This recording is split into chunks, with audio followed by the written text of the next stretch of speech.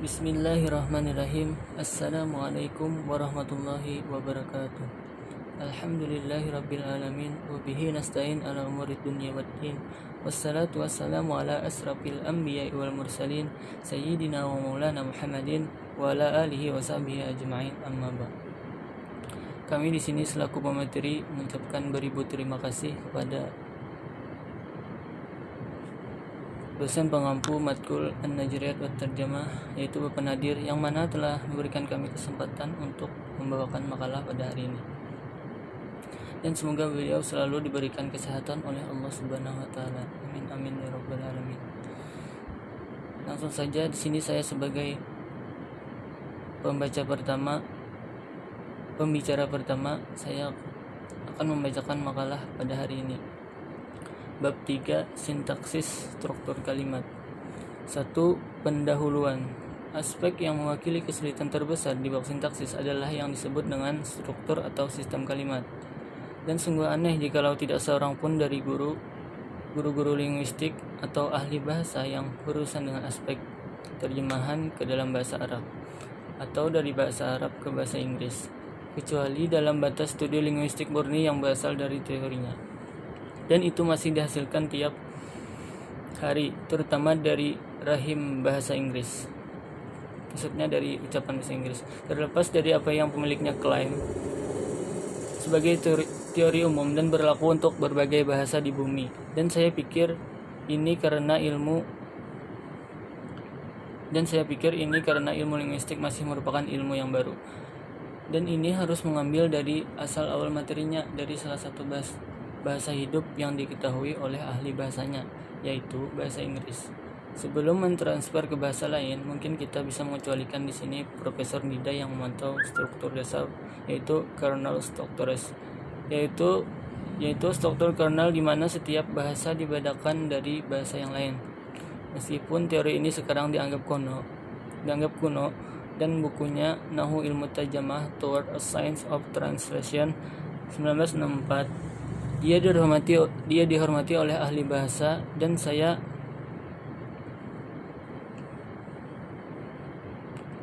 menemukan manfaat di dalamnya.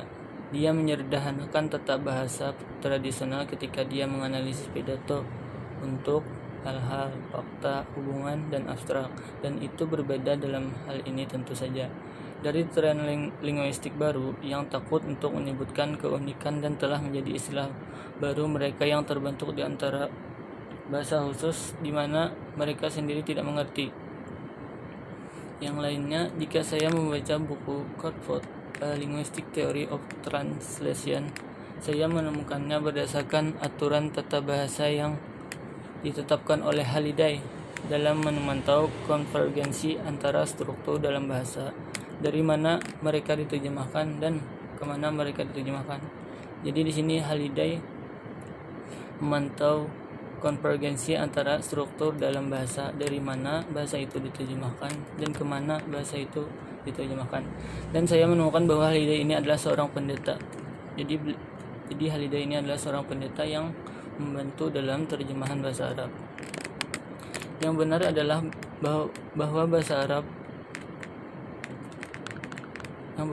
bahwa bahasa Arab merupakan masalah dari kepalanya karena warisannya panjang dan banyak persamaannya.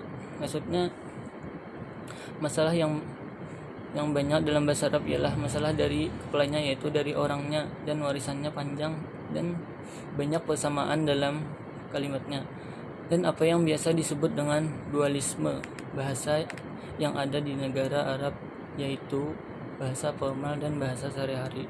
Dualisme di sini maksudnya dua hal yang berbeda, yaitu bahasa formal dan bahasa sehari-hari yang ada di negara Arab.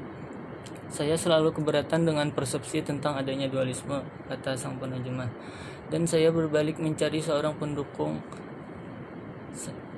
dan saya menemukan Dr. Sukri Ayyad, sehingga saya mengetahui buku Dr. Al-Said Badawi yang saya rujuk di awal buku ini.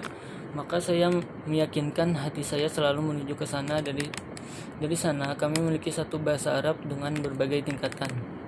Pandangan ini disajikan dalam artikel saya tentang Nughu Ibn Mahfuz dalam bahasa Inggris, kemudian dalam dahuluan terjemahan saya di drama Julius Caesar. Dan di sini saya konfirmasikan lagi untuk kepentingan penerjemah yang menggunakan Al-Fushah kontemporer, yang merupakan persamaan dari bahasa Arab yang menggunakan pelanggaran besar bahasa warisan dan sebagian besar bahasa sehari-hari Mesir, dengan berbagai persamaan yang ditentukan oleh Badawi. Dan karakteristik dari bahasa ini adalah ia mempertahankan fitur informasi untuk fusah dualisme, yang mana kita yang menulisnya dan berpikir tentang hal itu, dan itu memaksa kita untuk menyadari struktur dasar untuk fusah klasik yang banyak untuk menghasilkan teks dalam gambar Arab yang sehat. Apapun aspek yang berbeda dari bahasa warisan dan sintaksis dasar dari fusah Arab dapat diketahui, dan buku tata bahasa akan memandu meskipun penerjemah harus selalu menyebutkannya dan siap untuk menggunakannya terlepas dari sintaks atau struktur bahasa Inggris yang membahas terjemahannya.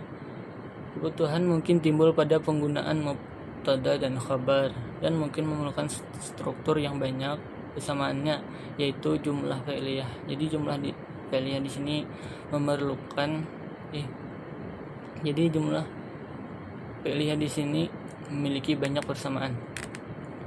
Ekspresi umum dalam bahasa Inggris mungkin diperlukan, seperti there is. Mungkin mubtada dan khabar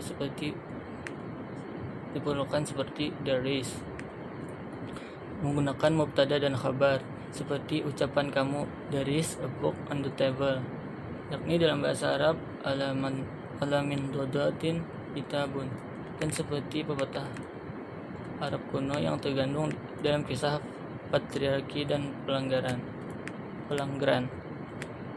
Dan contoh lain yaitu I looked everywhere for someone to talk to, but there was none. Dalam bahasa Arab, bahastu fi kulli makanin an sakhsin ahdasahu walakinnani lam ajid ahadan. Artinya, aku telah mencari di segala tempat untuk berbicara, walakin akan tetapi aku tidak mendapatkan seorang pun. Terima kasih atas perhatiannya. Ini saja yang dapat saya sampaikan. Selanjutnya akan disambung oleh saudari Salsabila. Assalamualaikum warahmatullahi wabarakatuh.